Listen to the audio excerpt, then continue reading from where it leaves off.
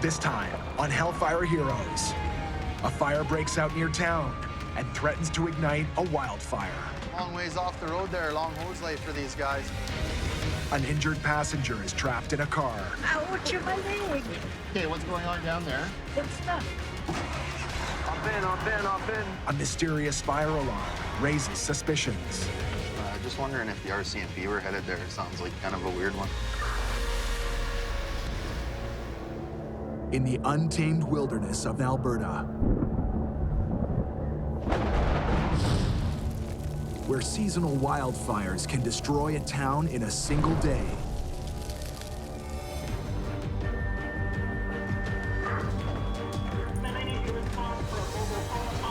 A special breed of firefighters risk their lives Go! 1, 2, 3. to serve and protect the people who live and work here. When it's game day, Just hit the engine part! it's on until the last person is safe. We got 2 down here. We truly are the last line of defense for anybody that's out there. From battling a raging home fire Fanning up, whole thing! to search and rescue, Hey, bud, we're coming! no job is too big Second crew, on me! Let's go! or too small. There's a cat in the tree. A cat? Because they're jacks of all trades Hurry up. and masters of them all. Our fire crews put their lives on the line every day. It's all about honor, courage, dedication. Serve something greater than yourself.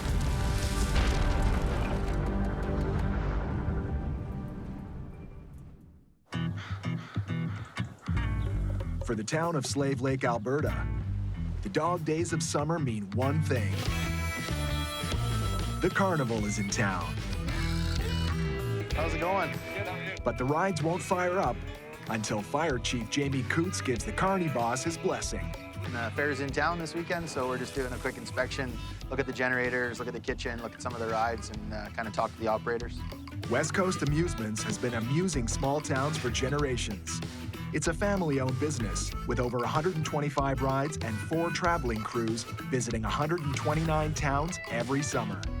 The zipper's got emergency procedures too, because you're up in a cage, right? So you're stuck if the power goes out. You got to go up and release each brake, and then you got to release the pressure valve and the hydraulics.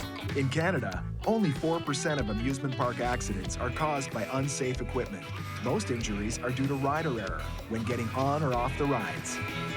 I'd much prefer all your people that know how it works Yeah. do it, but we're more than happy to be here if something goes wrong to help out your Yeah. folks too, right? So this year was great. They spent a lot of time with us and kind of explained everything, gives us a better understanding, and lets them know that if something happens, we can come and support them and make sure that everybody's safe. Wonderful. Okay, guys. Everyone loves a summer carnival, but if they're looking for thrills and chills, firefighters don't have far to look. Call 1, respond, vehicle fire across from municipal boat launch. A vehicle fire has been reported just outside the town. Dispatch, squad 161, en route with 5. Chuck, you want after that, Dave? Let's just send the tanker out just in case we need some water here. Captain David Perkinson is first to arrive on the scene. Well, we got ourselves, it looks like an ATV fire that's slowly creeping into some light fields there. That doesn't look very promising. A small fire in the middle of a large field of grass has potential to get big real fast, and it calls for a quick, full response. Can you guys send 1, 2, 3 as well, please? We have a grass fire as well. Grass fire as well. Leading the team in Engine 161 is Lieutenant Patrick McConnell. Grass, even though it's green, if it gets caught up in those places where the heat builds up on the machine and dries out, well, absolutely, that can start yourself a pretty big fire, right? Accumulations of dead grass caught in ATV mufflers are infamous for starting grass fires. And when this ATV caught fire, the owner, who had no fire extinguisher on hand, had to call 911 for help. Doesn't take much. Something gets pinned up against the muffler and light the machine on fire.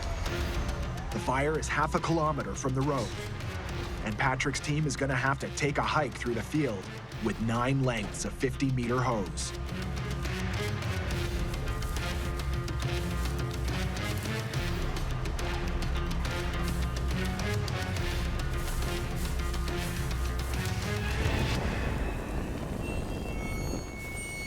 You have one line out there now? One line. Yeah, I'm just worried more about, like That's you say. exactly what I was worried about. The light fields. A little worried about the fire extending out to the grass, and then of course that attaches to the trees.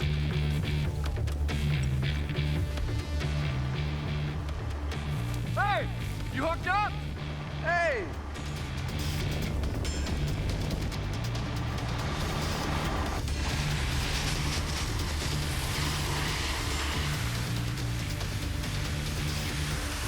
You got more hose, guys? Try and move around the front there. Try and move on. All that light fuel material, if I got in there and started taking off, it's still wet, but still. We're just lucky it's not a breezy day out in the west. Once the fire is knocked down, the guys switch from water to foam to smother the last embers. They're just using some ATV foam on this thing. It's good for any fuel that might have been on fire, snuffs out the fumes, and then they're just really cooling it off. All right, Logan. I say everybody find a coupling, break it, drag her back. It'll drain as you drag it. Perfect. This went well. In the spring, that would have been a monster fire. Lucky the grass greened up. All right, let's get out of here, you guys. But now the real work begins. To stow the lines and gear just right, so next time it can come out fast without a hitch.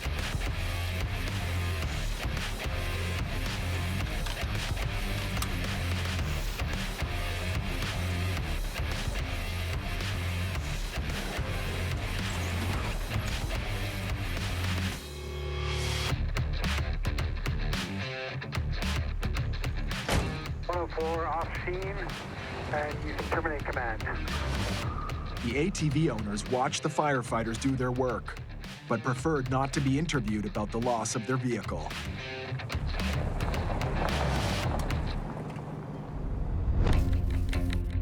"287 kilometers south of Slave Lake and halfway between Edmonton and Jasper, in the town of Edson, the Yellowhead County Fire Department 911 lines are ringing off the hook. 911, what is the address of the emergency?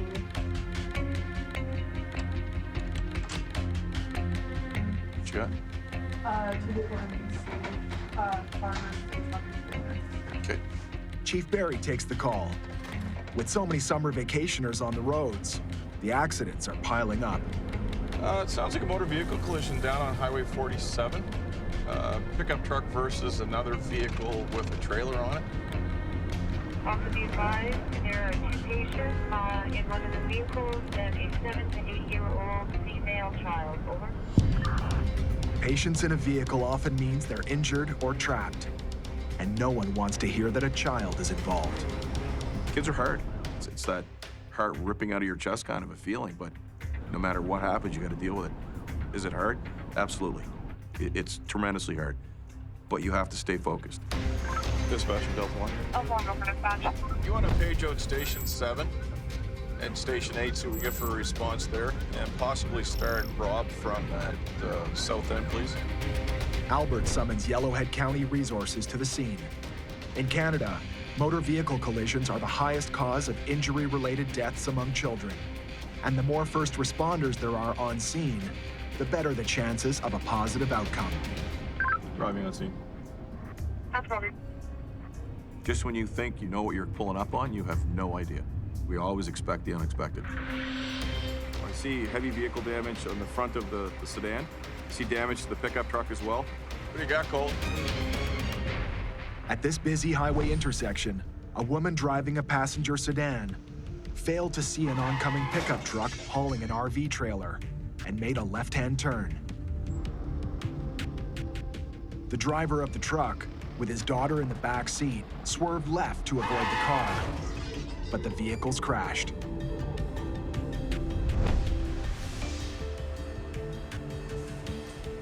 Guys, do you want to come sit in my truck? The good news is, the little girl and her father are unhurt. There you go, sweetie. But the woman in the sedan isn't so lucky. She's injured, and she can't get out of the vehicle. It's a good thing the ambulance just pulled up. Dispatch, you can stand down Station 4, you can stand down Station 7 and 8. Albert cancels his call for additional help from the Yellowhead County Fire Halls. Lady in Hairman's first one. She's still in the driver's seat. EMS will transport the driver to the hospital after the firefighters extricate her from the car. Ouch! Shoot my leg. Okay, what's going on down there? It's stuck. Her foot is stuck in the footwell, which has collapsed around her lower leg. Back up at the Slave Lake Fire Hall, heavy road traffic and the tourist season is also keeping the firefighters busy.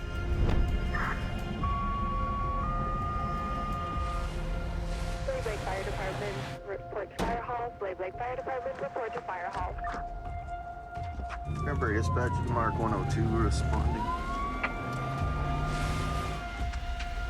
I'm dispatching Hall 1 for NBC, Highway 88, kilometer 20. It's an MVC, a motor vehicle accident, with no details yet. But until they hear otherwise, it's a life and death call.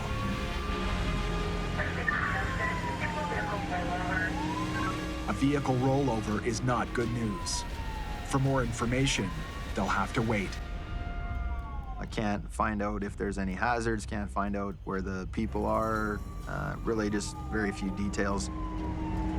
Yeah, guys, when you get here, we'll take this lane until we We can get things sorted out. Someone drove by, slowed down, called it in, and kept driving. Sometimes calling 911 is not enough to save a life if a stranger is losing blood or needs CPR. And rollover accidents are among the most dangerous types of vehicular crashes. The Slave Lake Fire Hall is responding to an anonymous call.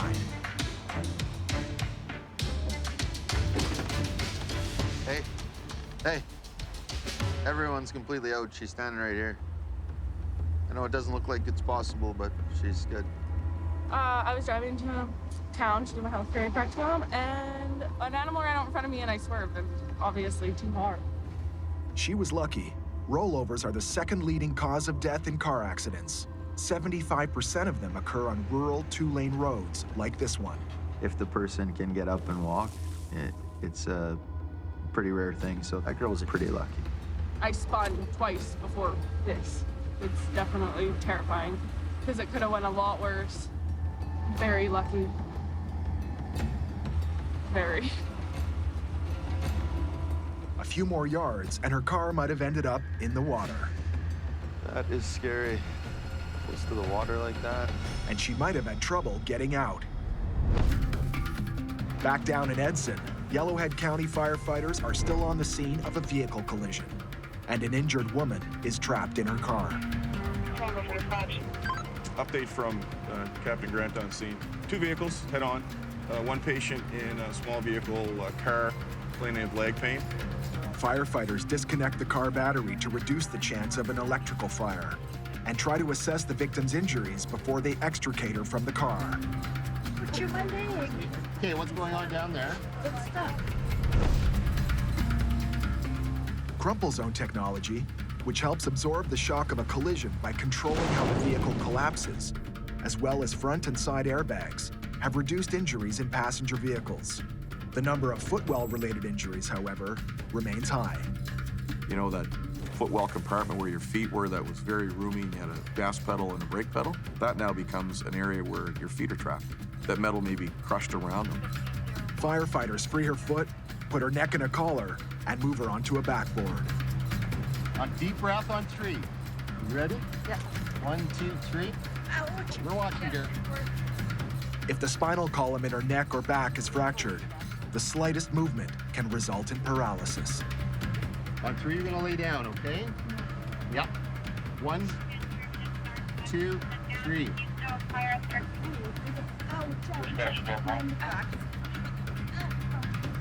On 3, 1, 2, 3.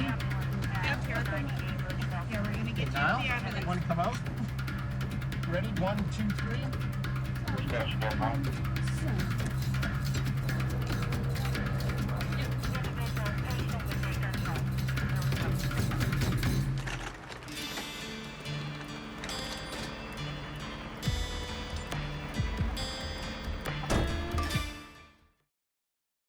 With the patient on the way to the hospital, firefighters hand the scene over to the RCMP and the wrecker crews.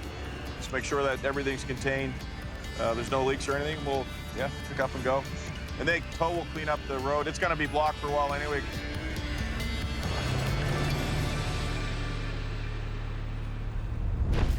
Back up north at the Lesser Slave Lake Fire Hall, the busy summer season is still bringing in the calls. Motor vehicle fire, 5 minutes west of Slave Lake on Highway 2, PT Cruiser. The volunteer firefighters arrive on the double. Temporary dispatching Mark 102 responding with 1 and 1 TV. What's the call? All I heard was a vehicle fire, PT Cruiser, and that's as far as I know. Car fire, been home for an hour, not even, probably 25 minutes. A vehicle is burning on Highway 2, which is busy with local and tourist traffic. Hall 1, if you can hear me, 161. In a car fire from automatic dispatch is 161, and then water. Jamie dispatches 161 for its 3,000 liters of water and full array of tools. I want to have more water than I need. The 161's tanks are full, and the crew is ready to go. Oh, I shouldn't have just jumped in. I didn't even think to not just jump in, but... In most fire halls, the pump operator is the designated driver. The officer in charge rides shotgun. According to the call, back seats are for iron, or for the firefighter in charge of tools, or nozzle for the firefighter on hose duty. By jumping into the middle seat, firefighter Adam just landed in the nozzle seat.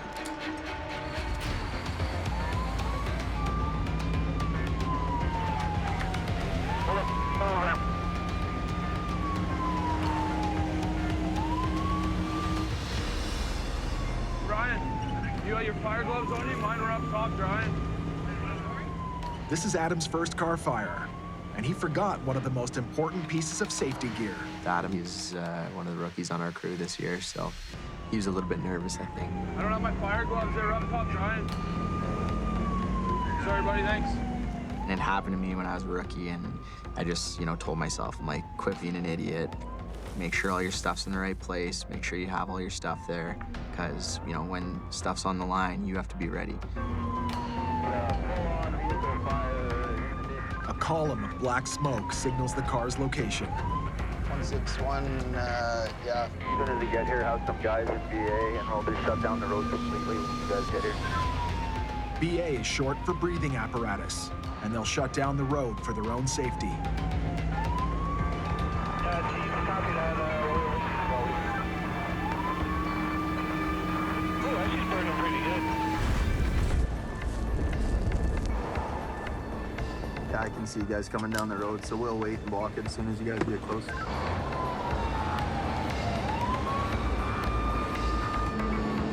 the front, Josh.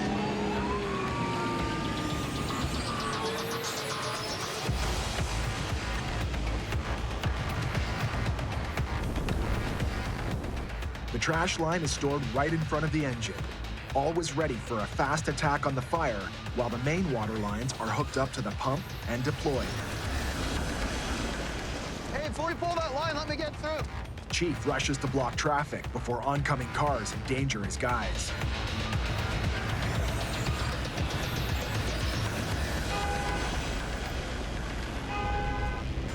Now that the road is secure, Adam can advance towards the fire, careful to move in at the proper angle.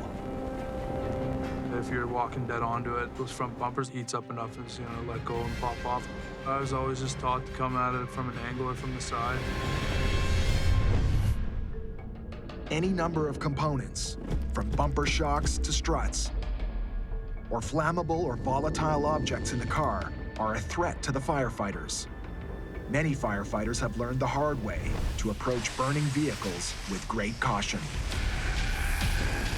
And this one is getting hot. Whoa. It doesn't sound like the struts or the bumper shocks, more like some form of compressed gas or aerosol can. When you find an aerosol can, you start to find out why the flames were so big or what was popping. Most aerosol cans contain several ounces of compressed propellant gas, such as butane or propane. If they exceed 50 degrees Celsius, the pressurized cans may explode or create a sudden release of pressure, turning the aerosol can into an unguided missile. Hey, wider fog, whatever's going is going there. Get a second line going. As the explosions continue and projectiles keep flying, Jamie calls for more water. Just hit the engine part. The fire is now contained to the engine compartment. Lieutenant Patrick McConnell moves in to pry open the hood. Until you knock down the seat of the fire, you don't have the fire out, you don't have it under control. The seat of the fire refers to the location of the main body of a fire. Hey, X, grab that tool for Patrick. Get that hood open. Extinguishing the seat of the fire is the key to preventing it from spreading. Hey guys, we have tons of water. Keep her flowing until there ain't a drop of smoke anywhere. Adam! Okay guys, you're happy? The driver didn't get hurt, but his PT Cruiser with the modified muffler is a total loss. The biggest cause of car fires, home remedies. Everybody's gonna fix this and fix that, wire everything. We have no choice but to deal with the consequences. That whole team did a good job. Water came fast, trucks were in the right spots. It's a great call for me. Happy? Once there's no more smoke, the jokes start to come out and everyone starts to tease each other. Hey, Adam, those are my gloves. The razzing of the glove forgetting started immediately. I was pissed off when I forgot my gloves, but you just gotta learn from it, move on. Rookies. Yeah, man, mine were on top of the locker drying, sorry. At the end of the day, we put the fire out, nobody got hurt. In Slave Lake's busy summer season, no one can ever predict what the next call will be. City officer, we've had a call regarding people stuck in an elevator. The elevator is stuck on the 3rd floor. 3 people are trapped in an elevator in a 4-floor apartment complex in the middle of Slave Lake. That's 161 on scene. Copy 161 on scene. But in this part of the country, with the nearest elevator technician hours away, How's it going? 3rd floor, they said? emergency elevator repair is one more skill the firefighters have to learn. Hey, can you hear us? Yeah, I can hear you. Okay. I've been here for 2 hours. We'll get you out in like 2 seconds. Ryan Coots heads to the elevator mechanical room. So this is just the hydraulics. Basically, it's a big ram on the bottom, pushes the elevator up and down. Most elevator accidents occur when the elevator fails to come to a stop that's level with the hallway. And the car suddenly slips while people are trying to get out. So shutters shut off the hydraulic valve so no fluid can run through. And then this is just the master power for the elevator, so we just shut that down as well. With the hydraulics and the power shut down, Patrick can safely offload the passengers. She's all locked out. Okay, thank you. We got the keys right here. We'll get you out in a second. Okay. Oh, they're in between. Well, we can still get this open. Just hang on. There. Okay, hang on there, fellas. We're gonna go below, and we'll take that door, okay? So just. You guys are going below? Well, that's the door right here. That'll be a hell of a lot easier to go that way. We'll leave this open for you for now, but we'll come open the one below you, okay? Patrick heads down to the 2nd floor to help the passengers climb down out of the elevator. We shut off the hydraulics and the electrical. We just want to make sure that while our guys are getting them out or going in, that it's not going to squish them.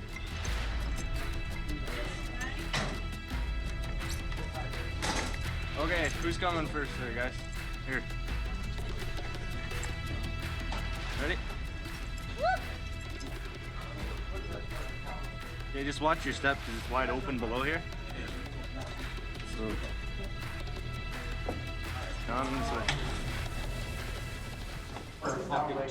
We were not in there for 2 hours. It was more like a half an hour, but nonetheless, it was not friggin' pleasant. Thank you very much, gentlemen.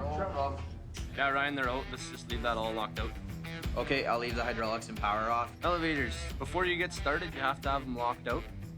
Patrick takes the opportunity to give his volunteer firefighters a crash course on elevator rescue and safety. They all have some type of little hole in the outer door. All kinds of different keys and different holes. With the nearest technician so far away, the department purchased keys for every elevator in town from eBay. So basically this one, you push it in there, go up at an angle, and just lift up. Let me give that a try. When you lift up, then you pull the door open. Now lift up on it. And then these suckers, when you go to close them, just give them a tug to make sure it's actually shut. Because sometimes if you don't close it all the way, people can open it up and then you don't want that happening either.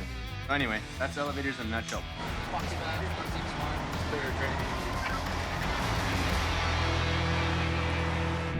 But not so fast. This is the busy summer season. And this part of Alberta isn't just a summer tourist destination. Plenty of commercial vehicles pass through Slave Lake every day. Caller stated she saw the log truck go towards the McDonald's and then saw fuel spilling out of the vehicle. A logging truck leaked fuel on the street. Oh yeah, there's fuel everywhere right here. Every one of these puddles has fuel in it. And a recent rainfall compounds the problem. Shut the road off right there. Don't drive in any of those puddles. The rain puddles are now booby-trapped with fuel. If this doesn't get cleaned up, traffic driving through the puddles can spread the fuel across town. Jeez. Chief Coote shows up, and he's not impressed. Full tank leaked? I'm not sure how many we used.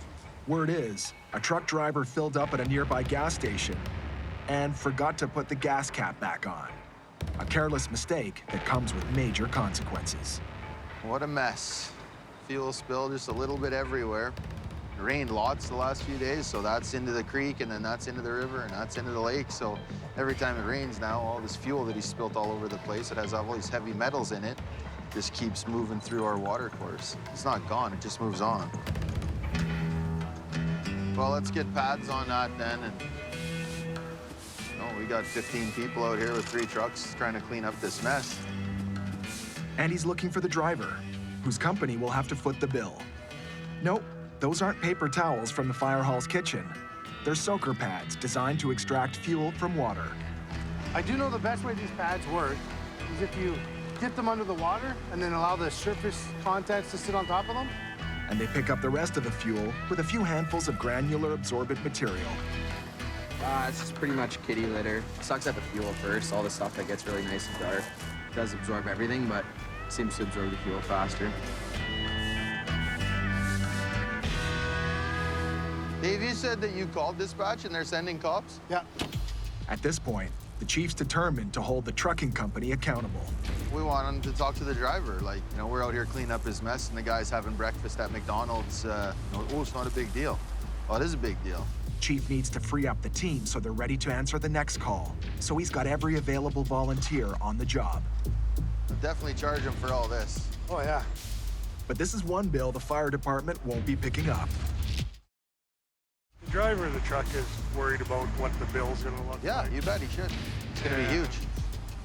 It'll be for everything you see here for every minute we're here. Good. I'll let him know. Is what it is. The bill could cost the trucking company as much as a couple of $1,000s. An expensive lesson for a careless mistake. No, I think we're done here, guys. I think we can wrap it up. Out here for the chief, summer means long days and short nights. But after 25 years on the job, he knows how to blow off steam.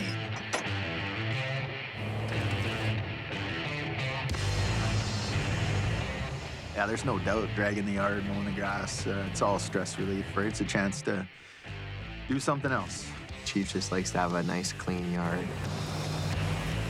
It's got to get done. It's us against the grass. The grass is trying to grow back in and take over the parking lot, and we're trying to stop it. So it's just one of those epic battles that happens off to the side that nobody cares about, except me.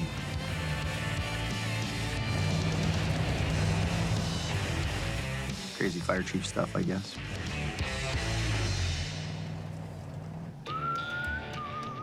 As the end of summer draws near, the threat of the fall wildfire season begins to rise. And the guys head to the community of Flatbush, one of the 5 regional fire hall stations in Lesser Slave County, and the furthest from Slave Lake. Flatbush is all farming community, has lots of fields, acreages, farms, all that sorts of stuff. Lots of them are farmers, so they know fire can rip across a field pretty good and pretty quick on a dry, windy day.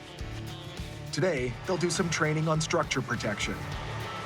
We'll try and do a loop system, kind of run up here by this building, around the playground, back to the other shed there, and then back to the pump. Sound good? All right. Structure protection often involves deploying a system of sprinklers to shield homes and property from heat and flames. We're pretending the playground's kind of like structures and stuff like that, so it's just getting used to setting up heads and building a loop system back to their pump. So now we need sprinkler head on that swing set, the last swing set, and then we'll use some Gorilla Tape or something to go on the playground equipment to cover that. The heart of any sprinkler system is a plentiful source of water. You're using portable pump power tied into a static water source, whether that's pond, a cistern, a lake, a stream. The water is pumped through a circuit of 1.5-inch diameter hoses. Water thieves then divert the flow from the supply line to the sprinklers. This is all gotta be open, eh? So water can go down the hose. To keep all the structures wet, these sprinklers are strategically positioned around the property. Down, down. You need the base on the ground. Oh, you leave the base? Yeah. Anytime we can practice and have a better idea of what we're doing before we do it is a great thing. Oh yes, here we go. All right, so pay attention to the different types of heads and what they're doing. This one's working beautifully. So notice what it's covering, right? Especially the structures. I would describe the guys from Flatbush to someone who's never met them as characters. Ain't nothing better, man. You want to go fishing, we'll go fishing. You want to go kill, we'll kill. That's just life. Kind of a family affair, all of us. My brother was on here before me, but he moved, so I just took his spot. Those guys are coming in from all their different jobs or their fields. They give up hours of their time to go out there and do that stuff. I've been on the fire department for down near 15 years. We might have our way of putting that 2x4 up and stuff like that, but who's to say you guys with all your farming experience and carpentry skills over here can't think of something better, right? Any questions? Let's go then. I love going out there. Those guys are awesome. As the sun sets over Slave Lake, activity spikes. On his night off, Adam Shirley goes for a ride.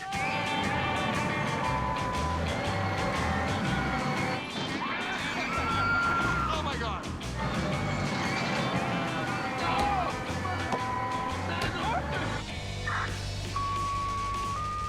Later that night,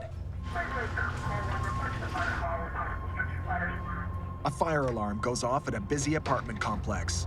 Hop in, hop in, hop in.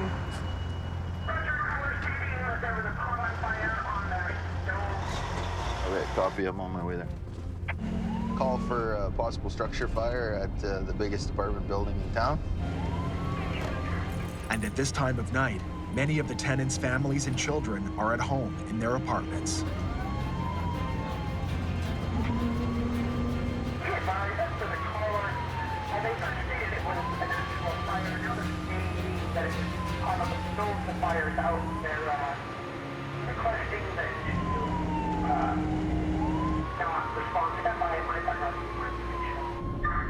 Dispatch 102. Just wondering if the RCMP were headed there. It sounds like kind of a weird one. Yeah, it sounds kind of suspicious. Let's get them rolling. Years of experience have taught Jamie to be on guard at all times. And when a caller dials 911, he's going to show up. They called and said, no, we don't need anyone. There isn't a fire. And then called back and said the fire's out. And we don't want anyone to respond. But that's not the person who lives there's call. That's our call. Jamie's not taking any chances because the 4-story building is the largest apartment building in town, and the anxious tenants are worried about their homes. Let's go into the second floor. Lieutenant Patrick McConnell and his crew head for the apartment where the fire was reported.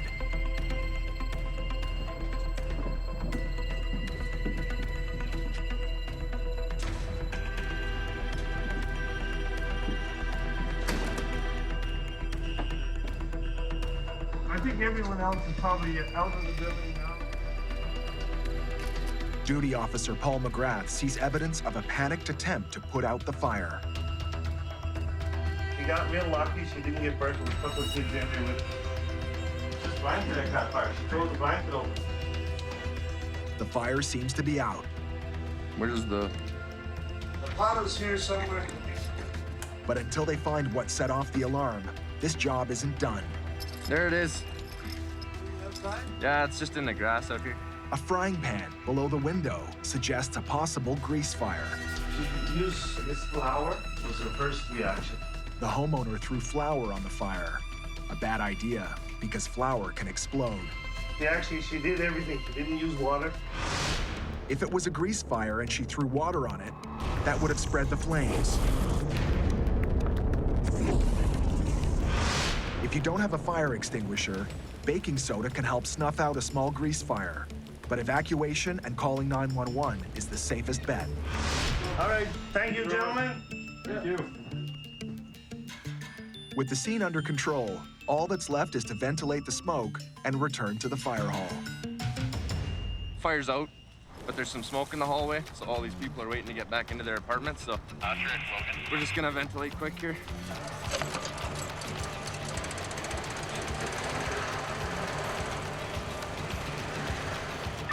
Duty Officer Lieutenant McConnell. Patrick, go ahead. Floors 2, 3, and 4 are all clear. I think we're good now, man. So you're cool, it's out, people can go back in? The fire's out, the smoke is gone, and it's time for everyone to go home. All right, let's get out of here. All right, yeah. Okay, see you, buddy. But this is the Slave Lake summer tourist season. And the calls at Fire Hall 1 keep the firefighters rocking all around the clock. We have reports of a motor vehicle collision at the Pizza Hut. We've also been advised that there is possibly a pedestrian involved as well as the building itself. With 3 hours to go before their next shift, the department heads to a call that appears to be a hit and run with a badly injured pedestrian. Dispatch, 161 is responding. When people call 911 and ask for the fire department, you never know what you're gonna get, so you have to stay ready all the time. You never know what to expect having a pedestrian struck. That's a pretty scary call, intense. You prepare for people being trapped, pedestrians being pinned up against the building.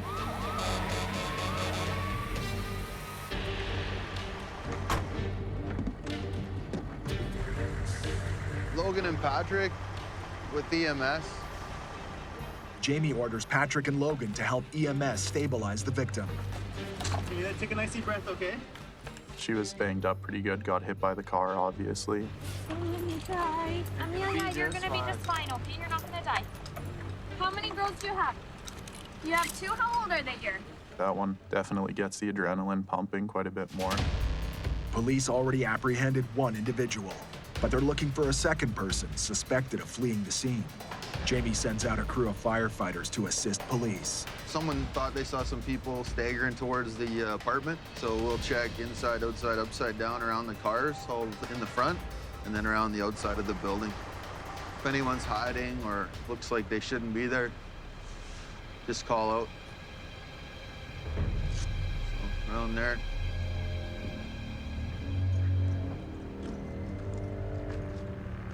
Yeah.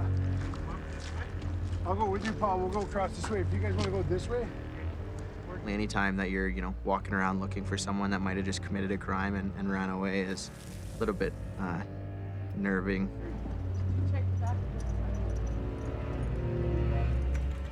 The victim is moved to an ambulance.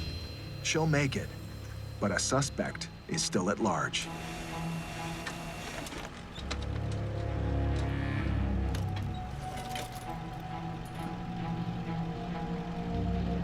Okay, let's have a quick look at the truck if you guys are available.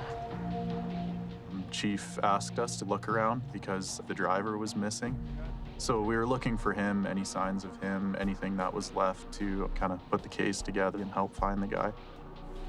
Something kind of caught my eye under the back step of the restaurant there. Hey, Patrick. There's a gun under here, eh? What's that? Is that a little 22? Holy Yep, that's little 410 is what it looks like. Hey, Chief. Looks like a little 410 under that step there. From the get-go, this call was strange. And with the discovery of a gun, it takes yet another turn. It looks like there's a gun under the back step. You see something like that and alarms going off right away, right?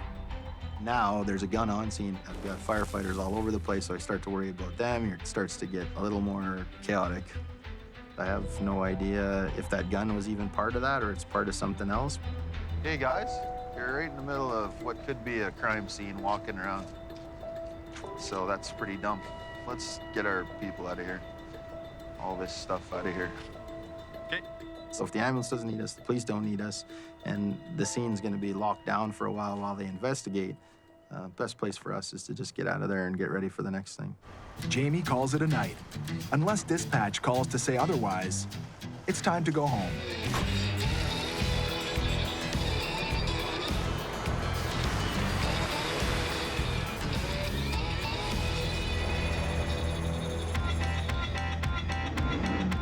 For the Slave Lake firefighters, summer isn't always work. Occasionally, they do get to play. We had Rookie Olympics way back when I first started. The Rookie Olympics are just a chance for all the new firefighters to kind of competing to see if they're gonna fit in with everybody. It was pretty funny stuff. While the newest member of the crew, Adam Shirley, is put through a final round of tests, the rest of the crew gets to watch. We all finally get a night off. Someone else is covering for us. We don't have to worry about, the weight of the world is not on our shoulders for one night. So it's got to be a show and fun for everybody. The events test the rookies' dexterity and knowledge of their equipment. Usually we do like 3 different things for the rookies, and it's like a coupling challenge, a hose roll, and some SCBA stuff. Some of it blindfolded, some of it not. And then at the end this year, we decided to do a chief impersonation. So basically it was just the best impersonation of my old man. I'm in charge!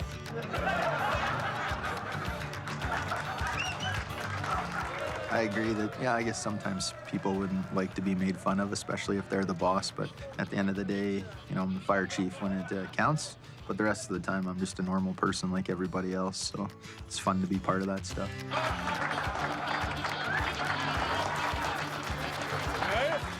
We helped Adam out. We made a little cardboard cutout of his truck and painted it up just like his truck, and then made a little mini drag. Only 10K an hour. I got 50 hours into this podcast.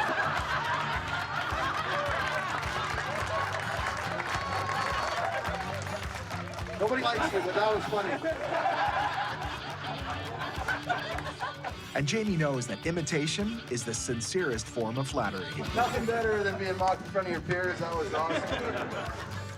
The Rookie Olympics is kind of their end game. So, you've been on for almost a year, and when they get a chance to make fun of us, we get a chance to make fun of them, and they move forward as firefighters. It was a good time. Everybody got to have a good laugh, and I guess my habits really show up there anyway.